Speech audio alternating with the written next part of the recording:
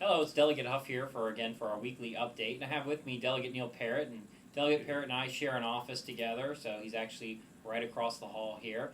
And I wanted to ask him this week because, in addition to being a member of the House of Delegates, Neil is also the head of MDPetitions.com, which was successful this last election in getting questions 4, 5, and 6 to the ballot. Now, that, of course, was the question on in-state tuition for illegal immigrants, the question on the redrawn congressional lines, and then same-sex marriage. So we were unfortunately not successful at the ballot on those, but we were successful in at least giving the people a chance to vote up or down on those. So no surprise this session, the Democrat majority down here in Annapolis wants to change the rules to make it much harder to bring something to referendum. So first, Delegate Parrott, I wanted to ask you about some of these bills, and the first one I noticed is Delegate Madaleno has a piece of legislation in, and can you explain exactly what this will do? It says it changes it from, right now you have to have 3% of people that voted in the last gubernatorial election. This changes it to 5% of current registered voters. So you go from 55,000 to 188,000 signatures you have to collect. I mean, how much more difficult would that make it to get anything on the ballot? Well, first, Mike, it's just great to be here, talking your weekly update. And, it's interesting. People all across the state, they put their lives on hold for 3 months to get all the signatures that were needed for those 3 petition drives. It was extremely difficult, really excruciatingly difficult. And now Madaleno's bill says, well, we want to raise the bar to 3 times what you got. Mm-hmm. Basically, we would never have another successful referendum in Maryland. They understood, the founders did, the people who made this law in the 1910s, that it was going to be difficult, but 3% of the people who voted for the last governor's election is a reasonable number. Mm-hmm.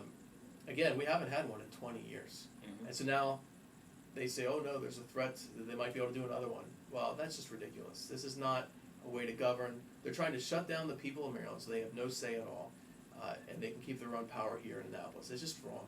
Exactly. Well, the thing that I find ironic about it is that it was the progressive movement that started these initiative and referendum processes across all the states. And at the time, they were worried about corporations and big businesses taking over state houses. So they wanted to have it so that the progressives could challenge laws and bring in a referendum. So now the same progressives, these liberals, are putting in laws to stop this because they don't like it because it's their laws they're passing. They don't want them challenged. And there's another bill in, Delegate Lutke has a bill in. Maybe you could tell a little bit about that one too. This one doesn't change the signatures, but it makes it much harder to collect them.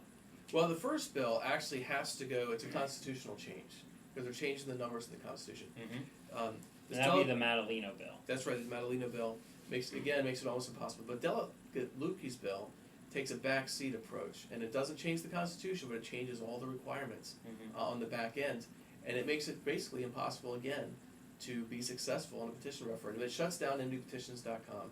The rules here are designed so that we can't use that program anymore to be effective like it was.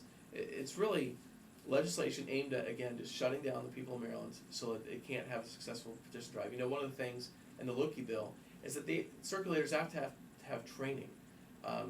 So before they're actually allowed to be a circulator, they have to complete a course that's administrated by the Board of Elections and actually be certified as official circulators. That's just not right. It goes against... These are just volunteers that were doing this, and now they're going to have to, just another hurdle to make it more difficult to bring something to referendum on the ballot. That's exactly right. Well, they acted like we had a debate on this on the floor last year, and they acted like, actually, Delegate Lutke got up himself and said, well, if one of these bills passes, then Delegate Parrott can just on a weekend send out an email and bring something to petition. And actually, the Frederick News Post had an op-ed which was completely off too. There's a loophole, they say, in the system, and I don't think they understand. I mean, I helped with these efforts too, and it's very difficult. I guess lastly, can you explain just how difficult it is to get something on the ballot now because of Maryland's very strict signature requirements? You try to collect twice. The requirement's around 55, but don't you really try to collect about 100 because so many of them get thrown out? Oh, with all 3 of these, there were lawsuits afterwards saying you didn't have the signatures. Oh, that's right. The State Democratic Party tried to have one of them thrown off the ballot before he even got there. I forgot about that. That's right. They did. Casa de Maryland tried to shut down question 4. That's right. And they sued us. And so we had the defenders. It's excruciatingly difficult to get anything to be successful to get onto the ballot. I'm so thankful for everyone that worked all across the state. Judicial Watch did our law work, legal work for free. Again, only by being a team could we make it happen. It was almost a miracle that we got all three. It really was. But people worked very, very hard. And for us to continue and even get one this next year would just be a very difficult thing under the current rules. Mm-hmm. And now they're trying to make it basically, again, so they just want to shut down the whole petition process in Maryland. And that goes against Maryland's Constitution. It goes against really what, it's funny, the Democrat Party, you think they'd be for democracy, for allowing exactly. people to vote. Exactly. And we do have a constitutional republic. But there need to be checks and balances. And right now, we just don't have those checks and balances. We have a supermajority in the House and the Senate who are run by Democrats and by the governor. And they're just able to push through their agenda without any check or balance or any answering to the people of Maryland. And that's something that the referendum process at least allows.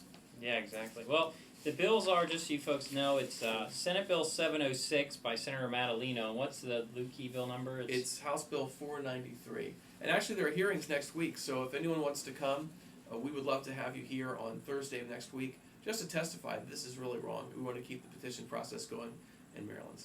Well, thanks a lot. And until next week, you have a blessed week.